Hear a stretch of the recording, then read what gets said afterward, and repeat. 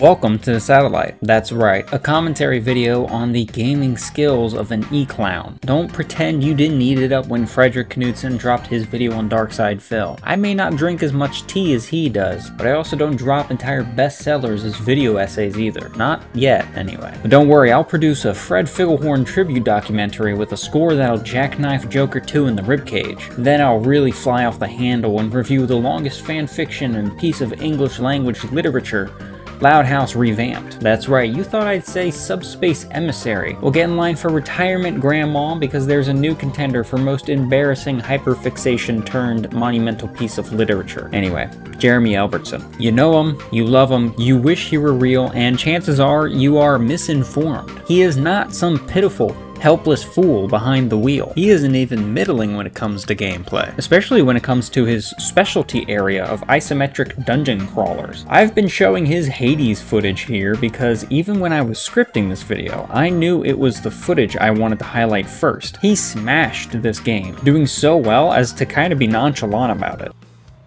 We did it. Hooray. I beat the game on normal difficulty. Wow. A lot of excitement. We're talking about the same man who will celebrate the smallest victories when they're apparent to him. I think he finished Hades with such ease, he didn't even register that it was largely held as a worthy gamer challenge. There's a pantheon of skill challenging games where if you beat it, you get gamer cred. If you explain this to anyone outside of the online gaming sphere, they might not get it, but to have completed every mainline Dark Souls game, Sekiro, Bloodborne in his own time, Elden Ring on stream, and titles like Celeste, Jump King, Hades, Dusk, pretty much anything that could be called the Dark Souls of X has fallen to Jeremy 985. These are no easy feats. I've played a few of these games and I know from experience that I just don't have what it takes. Whoa, dude. You're shitting me. You're shitting me, dude. Grrr, I'm fucking mad. I'm all the way back down here. I'm just not that kind of gamer. I'm sorry. But to torture myself, I plan on streaming the Dark Souls games, so catch me live here on YouTube sometime and say hello. I used to do Twitch, but YouTube is a better crowd. You guys have funnier things to say. But that's enough of me. You're here for the sus guy. So let's talk about his highlights and POG moments. So sit back, get ready. Here it comes. There it is. Were you here? Were you in the room? Were you in the fucking room? Why are things exploding on the side? You ran over, oh, I got 15 trees. Oh, what? I got you with that? No, I didn't.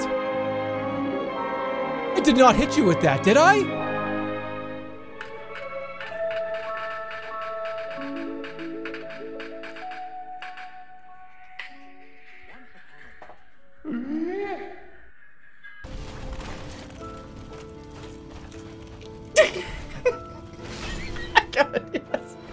Come on, Gwen.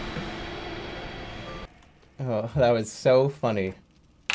I did the funny car. I did. Wasn't that? Everyone thinks that was funny, right? Hooray! Hooray for me!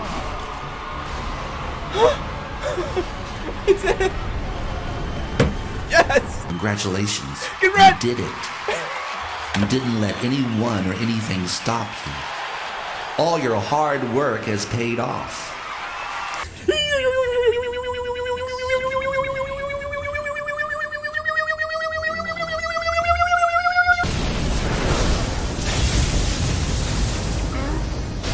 Yes! He's dead! Yes! Obviously, I'm only showing the final bosses here and not the many, many flubs along the way, but those get circulated too often.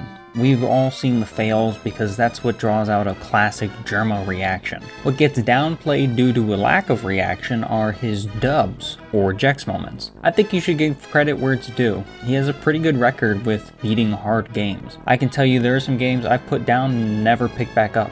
Junk King will likely get a second try, but my initial go was actually inspired by the intent to prove I was a better gamer than Jerma95. But as my run went on, I started doubting myself, wondering how I truly compared to my idol. In a distressed state, I turned to the old vein of footage to see where he was in his run at the 3-hour mark.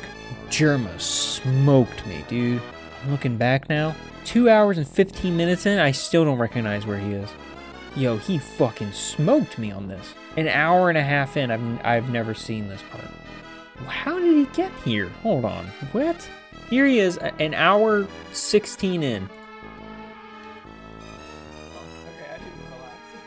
He's where I am almost 3 hours in. I was specifically going for his record as a first try sort of thing, but as you can see, that did not turn out the way I had hoped. But my failure made me re-examine my perception of Jerma.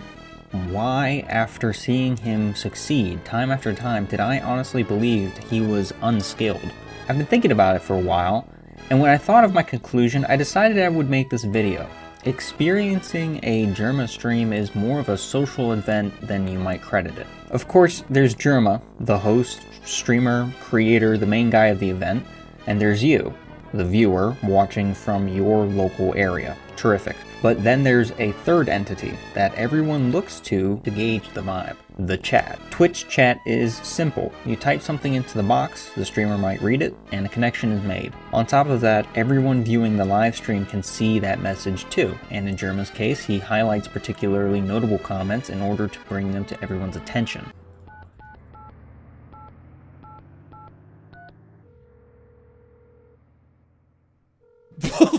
Job! Well, with the social function doubling as a vibe thermometer, the random all-caps spam becomes a mob, and with the only way of reading short capitalized messages as being in some way upset, the fast and easy way to talk with the host has become a live petition of excited voters, each with a ballot reading a megalol. Twitch chat syndrome is what I've been experiencing. There's so many minor flubs with huge reactions from chat that I better remember clips of howling frustration than clips of successes. Getting swept up in the narrative a fanbase lovingly crafts around a creator is always fun, and especially in Jerma's case, it's always been core to the enjoyment of the streamer's content. But sometimes I think we lose the image of what's real, and this is where the danger of parasocial relationships come from. Can you say hello to me to foster our parasocial relationship? Just food for thought, anyways. I wanted to make a video that's a little closer to my personal interests so I could hear from people that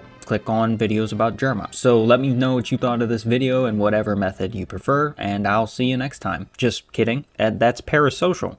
I can't see you, but I do hope to see you around. Anyway, enjoy whatever video comes next. Let's go autoplay, bring my good viewer here something worthwhile. Here we go. Coming up in 3 and a 2.